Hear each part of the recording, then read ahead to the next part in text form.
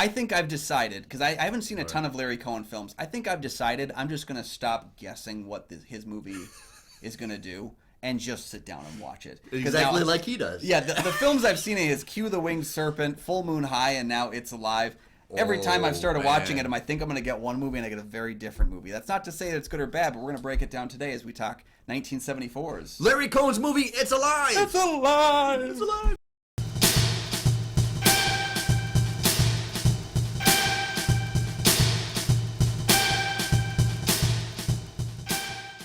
Hey, welcome back to the show, everyone. I'm one of your hosts, Kyle Goethe from GoatFilmReviews.com. Hey, I'm Nick from the St. Paul Filmcast. Thanks for finding us. Thanks for watching. And for our loyal fans, thank you for continuing to support the show. You can follow the show on Twitter and on Instagram. We do have a Patreon. Check that out for some great deals to tell us what movies we should review next on the show.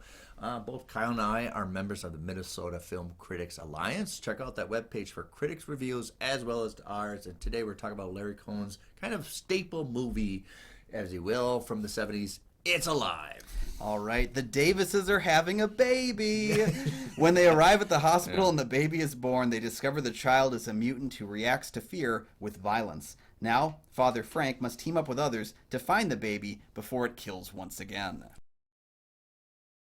Okay, so this movie came out in 74. I think it was Warner Brothers that produced it. The initial, if I remember from re-watching a documentary and listening to Larry Cohen, the initial executives were kind of warm to him about doing it, but they left and the new people were kind of cold to it. So it had a very kind of abrupt release. But then another cycle executives came in and they wanted to do a promotional gag in the late 70s, so these kind of movies were comfortable. So it got another release in 77, and that's when it caught on. Yeah.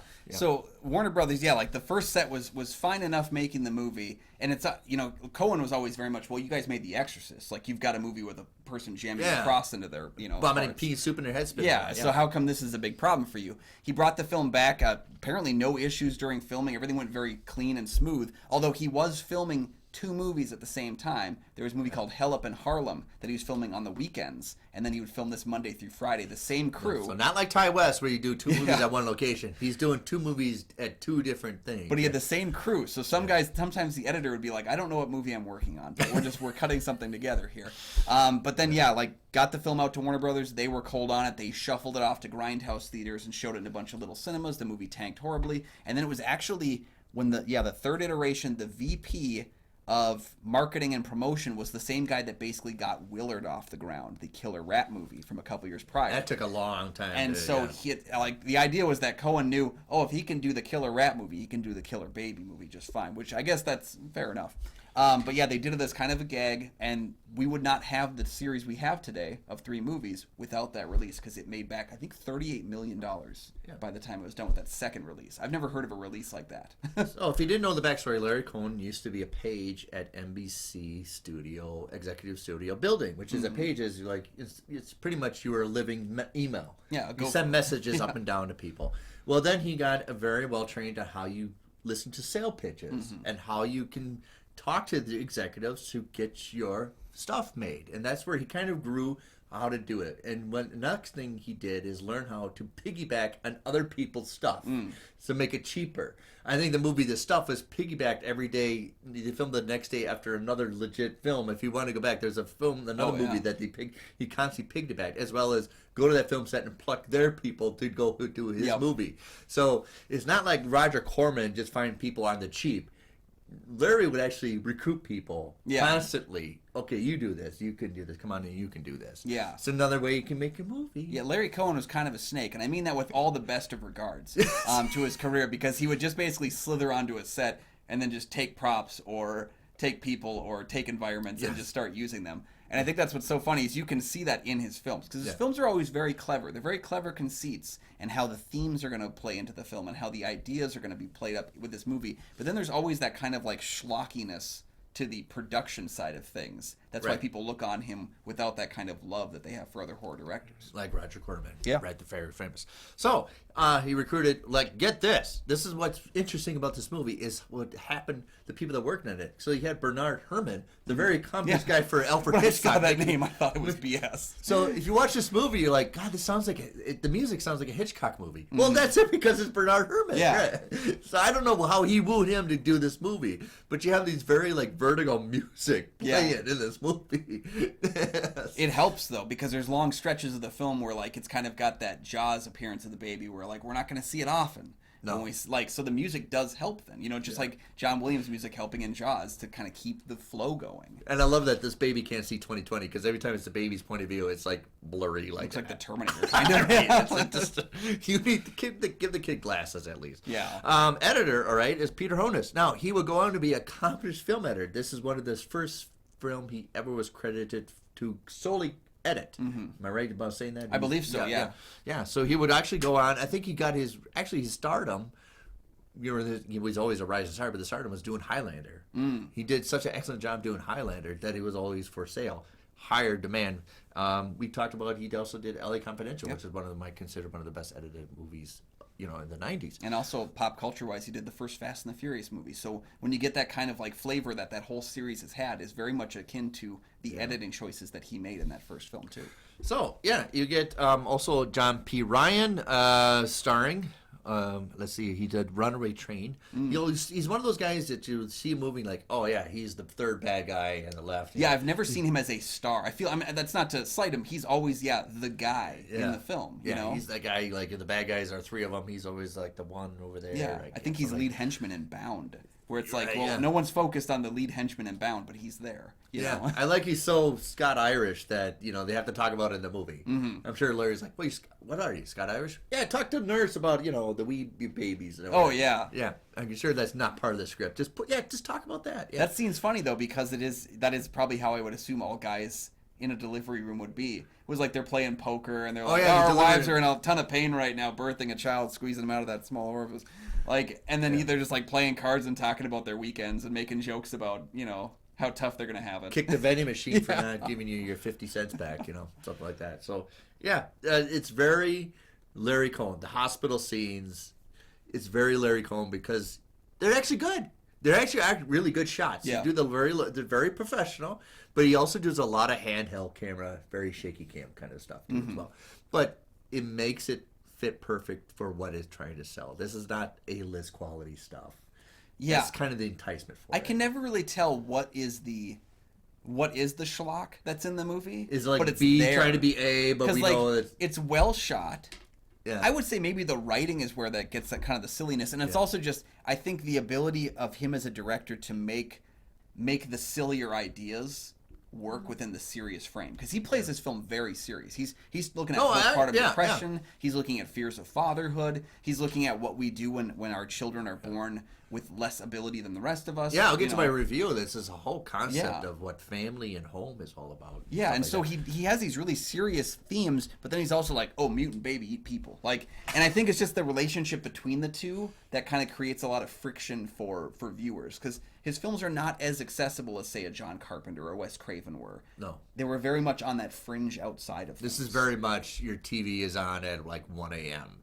Yeah. And then you realize all three of them are on until 7, and you're like, okay, we're going to... Yes. So, a little more background. This did spawn some sequels that has different kind of points of view because this movie, we'll get to my review about it, but they all had different themes to it.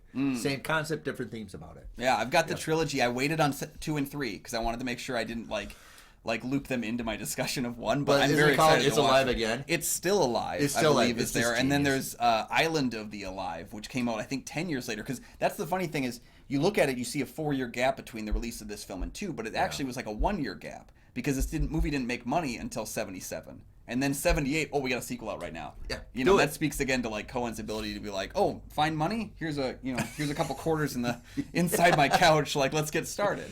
It didn't take long for him to do a second film. I'm actually curious what took 9 years for the third one, but writing. Yeah. I don't know. Everything else he's you're making. piggybacking on another movie, but the best, Larry Cohen did one interview a year before he passed away. The guy, the first question he asked him goes, "You're kind of an unsung hero of filmmaking," and he says, "Well, I'm getting old. You better start singing now." Yeah. And that is the reason why it's funny, because that's such a Larry Cohen kind of a thing. Yeah. He loved the guerrilla style of making a movie where it's almost chaotic, but there is a certain structure to it. Yeah. It seems like it's going to be chaos. It seems like the whole thing is be chaos, but he has certain cemented of a clear presentation of film. Yeah, it seems to me Larry Cohen is the kind of guy who, if he ever made a puzzle, it would all be square pieces. So you wouldn't know how they interconnect, but you just have to figure it out. Like, Yes, that's kind of right, what he yes, did. I love that was It's analogy. like, Yeah. he basically would just make it like that and be like, yeah, you figure out what to put together. We're just going to keep shooting stuff. But yeah, if you're a fan of his work, there's a great documentary called King Cohen that Yes, looks yeah. like King Kong kind of thing, where he's up there with his films. Yeah. I saw that documentary before I even saw any of his movies. And I was like, oh, I got to go see this now. He also was in, I believe, at least the first one, I think the first and second, In Search of Darkness, those films that are on Shudder right now. And I would check they out talk that to for his him about, breakdowns, because he talks about a number of his movies, and that, again, like, just made me want to watch them more. So Yeah, he's a very interesting salesman, and he learned from the best from being a page. and just he had a lot of great stories about like watching him, you're just like, man, I wish he had made 1,000 more movies. I wish he'd been given the budget he wanted every time, because I just would have loved to have seen what would have come out of his insane mind. Okay, so overall the review, I think it's an important film to see if you want to understand 70s horror movies. Yeah. Because with 70s horror movies, after the counterculture, late 60s, a lot of them are investigating house and home, structures of family. Exorcist does it with the daughter, but that's kind of like a Satan. But here it's infants, Rosemary's Baby. Childs are now definitely not safe area. Where it used to be a safe area. We're not going to talk about the kids. But now after counterculture, the late 70s, kids are probably incorporated into the horror aspect. Yeah. And Larry Cohen's taking that ball and he's going to run down the sidelines with it. Yeah. Yeah. Well, I've seen comparisons to The Exorcist, to The Omen, even to the movie The Baby, which is a very weird 70s horror movie. I would say this film feels more like it belongs alongside Cronenberg's The Brood. Because Cronenberg was also afraid of becoming a father and afraid of having more his I think about it, relationships right. breaking. And I saw a lot of elements at play here where there's that fear internally of like, can I do this? Because I think it's almost like, I've never had kids, but before you walk down the aisle and you get married, there's always that like, oh God, part of it where like you're taking on a big step and a big role. And that's what I think is he's analyzing here is this is going to change my life exponentially. Not just that, but he's already has a kid. So now I have to pay for another kid. I have to afford that, and there's that fear level of that just pervades, and that's where I think the mutant baby thing comes in. And its core ad is this movie is the father's point of view, because now because everybody knows that it's his kid, it's his masculinity, family, everything is tied into Yeah, this. they're calling into question his ability as a person, as a man to My be able God, to they handle his fire him problems. from the sales rep. Even the guy goes, "You need a sales rep for this, and you're fired." It's so weird. And that's how they very, examine very that. schlocky, very cheesy kind of a. Yeah. But it fits for the movie. I think the obvious place you would go to if you were writing this movie was to be going to the mother, because of the pain she had to do to birth something that is inherently evil, maybe. Like we're questioning whether it's even a human, and I think the idea is like you could go to that. I think most directors would go to the mother. Right. And he goes to the father, and he challenges masculinity, he challenges fatherhood, he challenges a lot of other elements just by switching our focused character. Because, basically he's like, I have to get it and I have to kill it.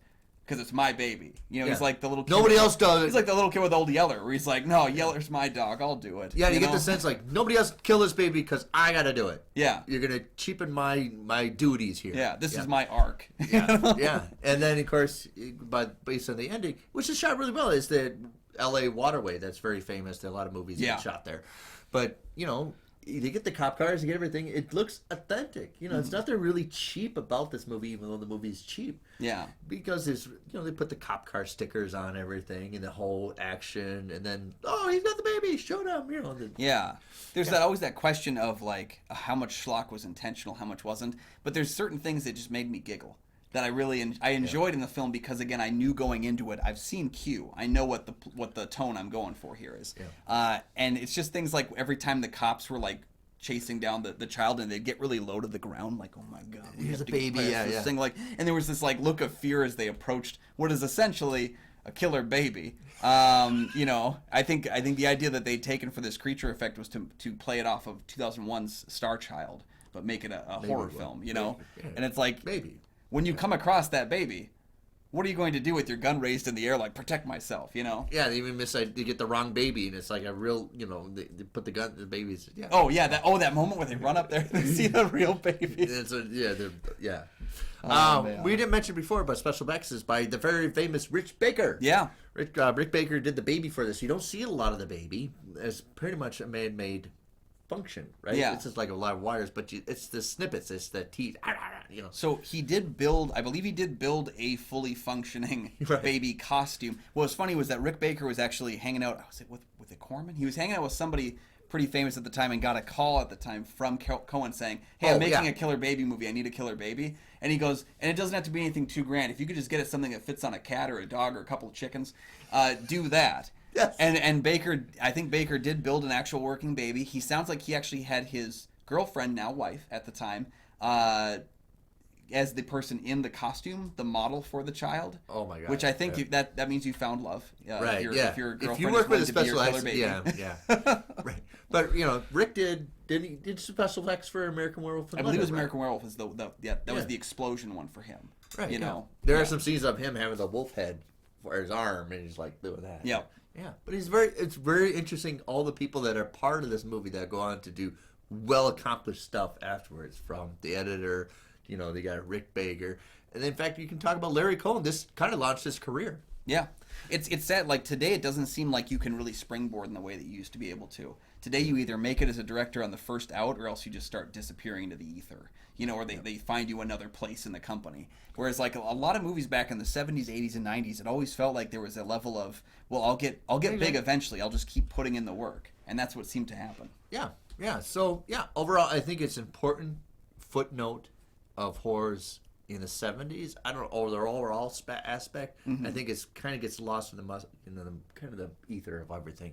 But I think it's important to see, if you like horror movies, and understand what was prevalent then in the 70s, which is talk about home, family, the structure that's getting questioned not only in the news, but you talk about also in horror movies. Yeah, I think there's an issue with it where it doesn't have that same impact as a lot of the other monster movies at the time, because it doesn't have the baby very visible. You know, it's kind of like when I think of that scene from Jacob's Ladder with the dance scene and the lights flickering. It's like, as a horror fan, I want to see the monster. I know that that's not the point, but I really want to see it. And so that's kind of the thing, is I don't know if this film will have the same impact because the monster is hidden a lot. It reminded me of how kind of Basket Case had it too, where Basket Case was always the little creature in the basket in the first movie, but then 2 and 3 it got a little bit more excessive, where it was all over the place and exploding onto the scene. And I think that's where this film has it, is that it's a well-made movie. I don't know that it has the impact to bring in newer audiences.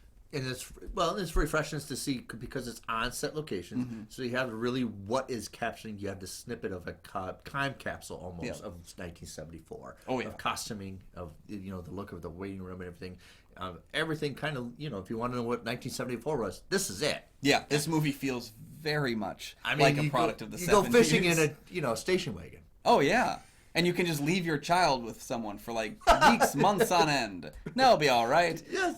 Yeah, it's, for me, I struggle. I put it on the level with Q the Winged Serpent, where it's like movies I really enjoy, but I don't go back to a ton. No. I still think my favorite Cohen film is Full Moon High. I think the way he handles comedy in that film is... seen it. Oh man, that movie is because I've seen the stuff. Great. We have to eventually get to the stuff. Oh, that's been sitting in my queue for a while. Toxic yogurt, man. Yeah. Yeah, so I put it on the level where it's like, I appreciate the movie, I really enjoyed the experience. It's not a movie I'll go back to a ton. I think no, because let's do this movie, and my first reaction was like, that effing baby movie, and you're like, yeah, and I was like, and then you watched it, and you're like, that effing baby movie, and it's that effing baby, which I really like. When I'm really happy I went back to it, but it's like a Twinkie. You have it one, and then maybe you want to eat, see it again after about another 6 months. Yeah, you'll get sick if you have too much of it at the same time. Right. If you eat Twinkies, if you consume this constantly, you're going to get enough of it. But it's just like a Twinkie. Maybe every 6 months you have a Twinkie. Yeah. That being said, tomorrow morning I'm waking up and watching It's Alive too. So with zebra cakes. There we go. That'll be my Swiss cake roll. You for the week. switch up from Twinkies to zebra cakes. So, have you seen the Larry Cohen's It's Alive? Yeah. Let us know down in the comments section what your favorite It's Alive film is. There's the 3 movies in the main series. Oh my God! Plus If the you've remake. seen all 3 of them, you have to make a comment. Yeah, and let us know if you like the remake. Cohen completely hated it. We have to find somebody else that's seen all 3 of them. Yeah. So definitely give us your thoughts thoughts on those down below, or maybe just your favorite Larry Cohen film. He made a number of other films that are popular. There's God Told Me To. There's The Stuff. There's tons of stuff. There's Bone.